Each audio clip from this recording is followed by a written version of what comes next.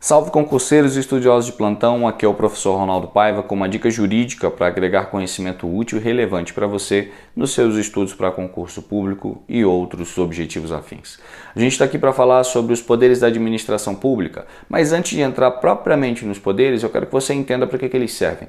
A administração pública, no sentido material, objetivo, ela busca cumprir aquelas obrigações contratuais, a gente pode dizer assim, né, o nosso contrato social, que é a Constituição Federal. A administração pública ela vai atuar, por exemplo, buscando a atividade dos serviços públicos, atividades de fomento, atividades de intervenção e atividade de natureza policial. Esse último é muito importante, porque esse último o Estado tem um monopólio dele, porque só o Estado pode utilizar a força no cumprimento, então, das suas tarefas policiais. Agora, entrando propriamente dito nos poderes da administração pública, quais são os poderes, as prerrogativas que a administração pública tem para fazer cumprir, então, esses 4 objetivos materiais que ela tem?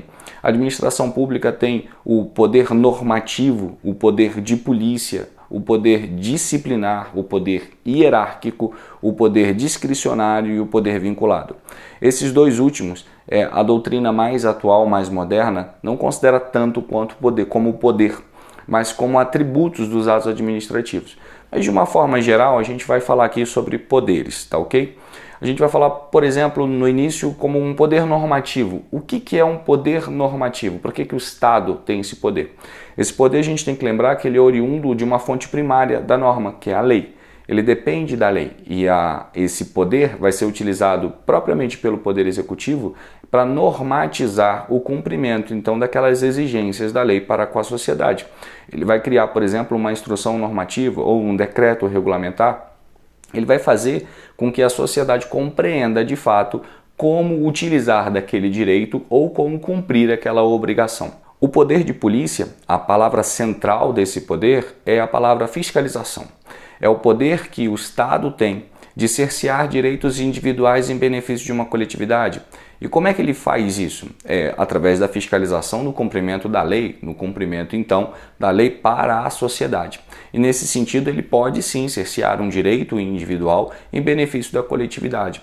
Mas lembre-se que o poder de polícia ele está diretamente relacionado a toda a sociedade e não um nicho da sociedade específico. O poder hierárquico é, de fato, aquele fenômeno jurídico que a gente aprende em direito administrativo, que é o fenômeno da desconcentração administrativa. É a administração pública se organizando, se auto-organizando para cumprir aquele princípio da administração pública que a gente vê lá no artigo 37 da Constituição, o princípio da eficiência. Ele se auto-organizando, ele segmentando atividades e funções, ele consegue ser mais efetivo para a sociedade. E essa prerrogativa, esse poder que a administração pública tem, que é hierarquizar, então, a sua árvore organizacional. O poder disciplinar, apesar dele ser autônomo, ele aparece basicamente quando a gente tem o poder hierárquico. Como assim, Ronaldo? O poder disciplinar é o poder que a administração pública tem de fiscalizar e penalizar, seja o servidor ou seja a pessoa com vínculo na administração pública. Faça essa diferença clara na sua cabeça entre o poder de polícia, tá?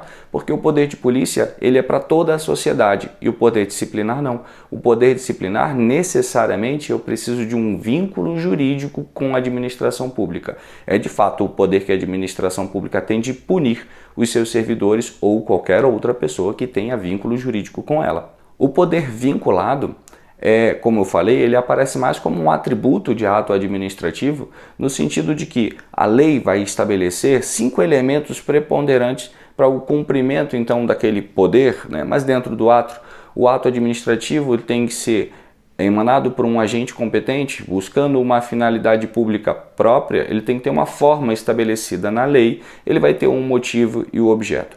Se esses 5 elementos estiver disposto na lei, a gente está falando da emanação pura do próprio poder vinculado. Mas quando o motivo e o objeto não estão descritos propriamente na lei, a gente fala que esse ato ou a manifestação desse ato é oriunda do poder discricionário, porque o motivo e o objeto gera o que a gente chama de mérito administrativo. E o mérito administrativo nada mais é do que um juízo de conveniência e oportunidade da administração pública. Ela vai fazer, ela pode fazer, mas ela escolhe o momento, quando fazer e como fazer.